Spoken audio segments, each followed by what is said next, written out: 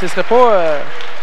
Normand, qui n'a pas encore été capable en carrière de battre Andrei, si je me fie à ma fameuse mémoire, mais c'est pas quelque chose qui risque d'être impossible, parce qu'il y a quand même des belles habiletés de base, belle expérience. Il suffirait juste de travailler sur certains petits points techniques et tactiques. On sait ici, ce n'est pas des boxeurs très expérimentés, mais quand même, à l'intérieur de 10 combats, ces deux boxeurs-là se sont affrontés déjà 3 fois. Andrei qui a eu le dessus à chacune des fois. Puis j'imagine qu'il ne faudrait pas qu'ils se mettent à croire qu'ils pourraient jamais le battre, parce que c'est quelque chose qui, s'ils travaillent avec certaines affaires, moi, je dirais travailler un petit peu plus au corps pour revenir à la tête, être capable de couper la distance plus facilement, pourrait être en mesure de mieux riposter face à Andrei. Prochain combat qui sera intéressant entre Alexis Grenier de la région de Mauricie et Chadi Karamadeh du côté de la capitale nationale. C'est cette finale masculine 64 kg à 140 livres.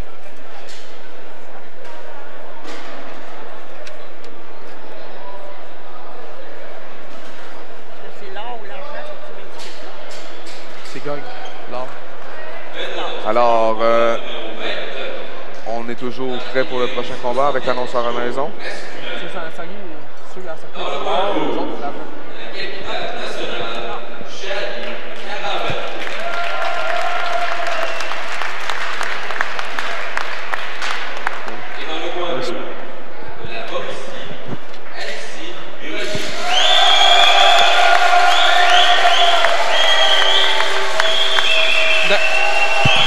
Lors des premiers Jeux du Québec il y a 2 ans, il y avait 2 boxeurs qui nous avaient vraiment... En fait, qui nous avaient surpris beaucoup, parce que encore là, c'était des boxeurs qu'on ne connaissait pas vraiment. Il y avait Abed El Safadi, qui est connu à cette heure comme un des meilleurs boxeurs au Québec, même au Canada dans sa catégorie. Et puis Alex Talbot, un boxeur du club Le Cogneur. Si je me remets à cette année, les 2 boxeurs qui m'ont le plus surpris à date, c'est les 2 qu'on voit en ce moment. Donc, Chadi Karamadeh de la capitale nationale et puis Alexis Grenier. Chadi, beaucoup plus petit, plus gros. À première vue, on se dit, Chadi n'a pas l'air en forme pour un boxeur. Mais avec ses 2 premiers combats, il ne faut pas le prendre à la légère du tout. Très mobile, des bonnes aptitudes, des bonnes habiletés techniques. Il semble cogner avec beaucoup d'autorité. On devrait être capable de voir qu'il est capable de glisser en dessous des coups pour revenir avec ses crochets en contre-attaque. De l'autre côté, par contre, Alexis, c'est pas, il n'est pas piqué des verres non plus. On s'échange de part et d'autre. Je dirais que c'est probablement le boxeur qui m'a le plus surpris, parce que c'est un boxeur qui avait, si je ne me trompe pas, 3 combats avant le début des Jeux. Mais belle maturité de boxe. En fait, j'ai su dernièrement que ça fait 3 ans qu'il est dans le gymnase. Donc, il est seulement rendu à 5 combats en carrière, mais ça fait 3 ans qu'il est dans le gymnase de boxe. Donc, il a été capable de développer une belle technique. Moi, ce que j'aime de lui, il semble un bel athlète, solide, fort physiquement. Il est très compact, on le voit dans sa boxe, il n'est pas trop large.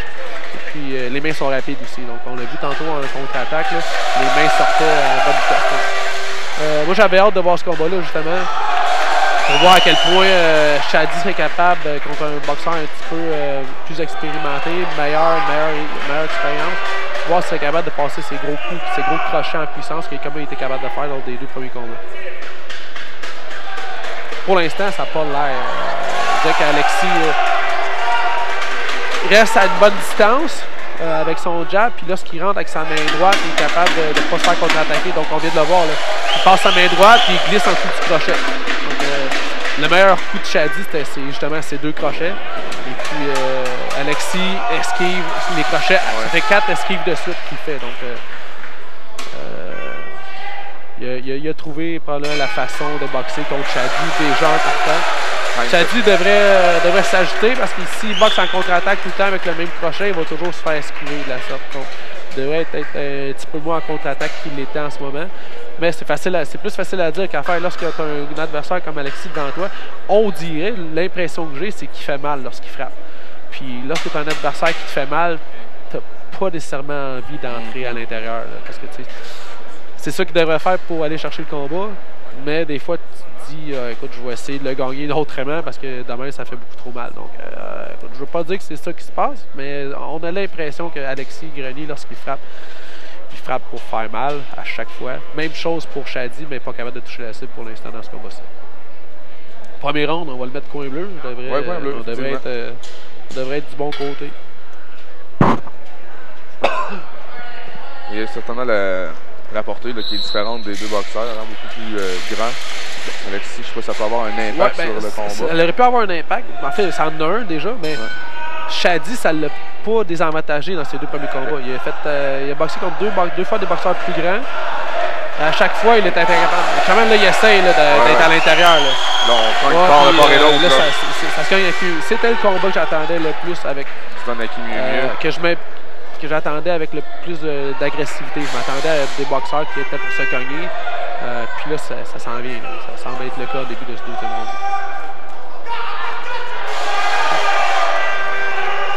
Shadi manque un petit peu de précision dans ses coups.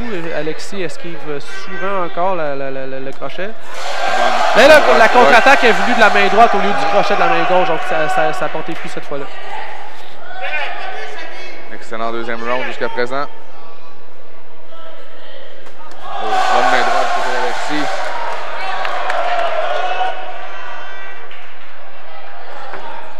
Bon, Shadi qui a de la misère avec le jab pour l'instant d'Alexis. Alexis qui a pompé le jab 3-4 fois au visage de Shadi, justement pour le laisser à la distance. Ça fait le travail pour ce temps-là. Crochet droite, gauche droite, 4 coups consécutifs qui touchent la cible. Shadi semble être à la recherche de réponse, mais pour l'instant c'est difficile. Alexis qui contrôle le ring comme il doit le faire, avec son jab, lorsque Shadi met la pression, doit calculer la distance comme il vient de le faire justement.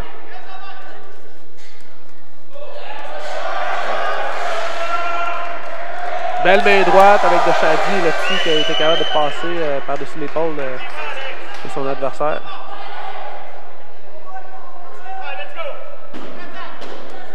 Oh, belle contre-attaque avec le crochet main droite de Shadi là-dessus. Encore une fois.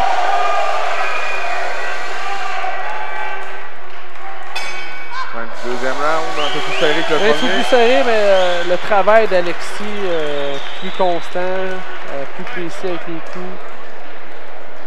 Difficile d'y aller contre Alexis à ce niveau-là. Puis Alexis, hier, sa victoire contre Matteo Villate Cruz de Richelieu-Yamaska, qui a été le combat de la journée d'hier, le meilleur combat, puis probablement que ce combat-là, s'il y avait un prix remis au meilleur combat du tournoi, ça serait probablement celui d'hier contre Matteo Villate Cruz et Alexis Grenier, les deux boxeurs. En fait, Alexis est surpris à ce combat-là parce qu'il boxait contre le boxeur le plus expérimenté de la catégorie, Matteo qui avait 10 combats, et Alexis en avait seulement 4.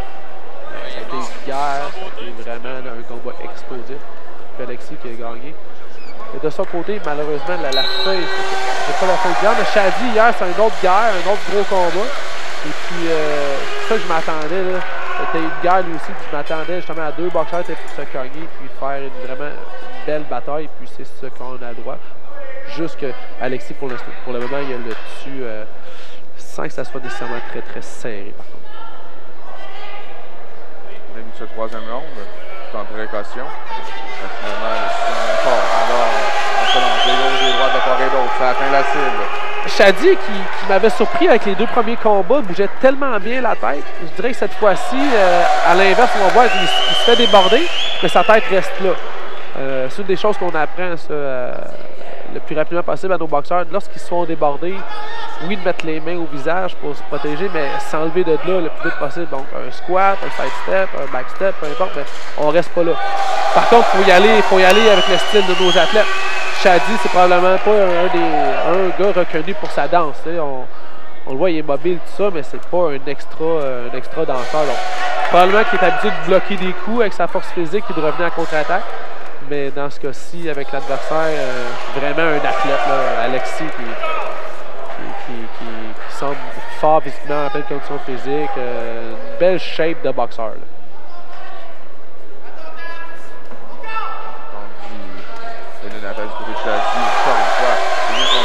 Belle détermination, Shadi qui est toujours là. En boxe, un coup de poing peut faire la différence. Oui. Donc, il est est encore là, puis il essaye toujours. Puis il se fait pas déculotter non plus. C'est juste que par moment, l'expression de prendre des photos, en fait, là, lorsqu'il se fait déborder trop longtemps. C'est avec ces petits moments-là que Alexis creuse vraiment l'écart entre lui et son adversaire. Tente d'installer le crochet encore une fois de la gauche. 10 secondes. On va tout donner. Encore d'autres.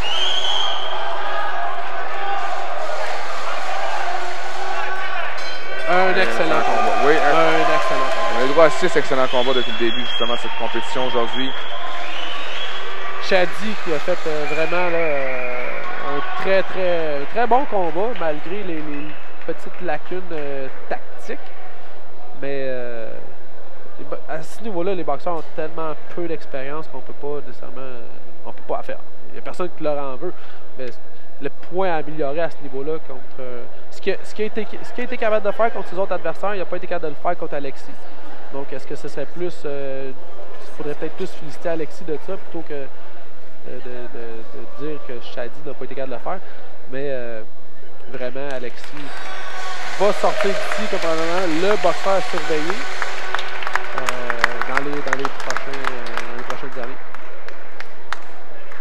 La décision officielle, Alexis tout sourire. Parce que ma décision, c'est vraiment pas une décision officielle. On va attendre voir si le coin bleu sort gagnant de ce combat-là. Pour le combat numéro 29, dans la catégorie 64 kg hommes, médaille d'or des Jeux du Québec par décision unanime du coin bleu. Voilà. De la Mauricie, Alexis Grenier, champion de cette catégorie 64 kg, suivi de Shadi de la capitale nationale. L'annonceur qui aime mettre du suspense, il est efficace. Ouais. Il est efficace à chaque fois qu'il dit dans le coin. Là, je m'attends, puis donc, j'avais-tu raison? Bon combat. Il reste maintenant 2 combats dans les 68 kg et 72 kg.